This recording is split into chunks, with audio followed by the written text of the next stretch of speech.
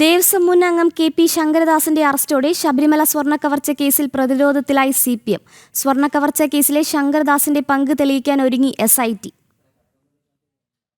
ശബരിമല സ്വർണ്ണക്കൊള്ളക്കേസിൽ പ്രതിയായ സ്പെഷ്യൽ തഹസീൽദാർ ശങ്കർദാസിനെ പ്രത്യേക അന്വേഷണ സംഘം ഇന്നലെയാണ് അറസ്റ്റ് ചെയ്തത്.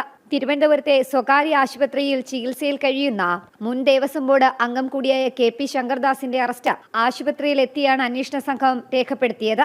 SP ശശിധരൻ ആശുപത്രിയിലെത്തി അറസ്റ്റ് രേഖപ്പെടുത്തുകയായിരുന്നു. കഴിഞ്ഞ കുറച്ചു ദിവസങ്ങളായി ശങ്കർദാസ് ICUവിൽ ആയതിനാൽ അറസ്റ്റ് വിവരം കൊല്ലം കോടതിയെ അറിയിക്കുകയും തുടർന്ന് മജിസ്ട്രേറ്റ് നേരിട്ട് ആശുപത്രിയിലെത്തി തുടർ നടപടികൾ പൂർത്തിയാക്കുകയുമായിരുന്നു. ഇന്ന് കൊല്ലം കോടതിയിൽ റിമാൻഡ് റിപ്പോർട്ട് സമർപ്പിക്കും.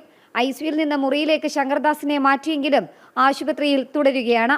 ശബരിമലയുമായി ബന്ധപ്പെട്ട സ്വർണ്ണക്കവർച്ച കേസിൽ നിർണായകമായ ഒരു നീക്കമായാണ് ഈ അറസ്റ്റ് വിലയിരുത്തപ്പെടുന്നത്. കെ.പി. ശങ്കർദാസിന്റെ അറസ്റ്റോടെ ശബരിമല സ്വർണ്ണക്കവർച്ച കേസിൽ പ്രതിരോധത്തിലായിരിക്കുകയാണ് CPM. സ്വർണ്ണക്കവർച്ച കേസിലെ ശങ്കർദാസിന്റെ പങ്ക് തെളിയിക്കാൻ SIT ഒരുങ്ങിയതോടെ CPMന് തലവേദന കൂടുകയാണ്.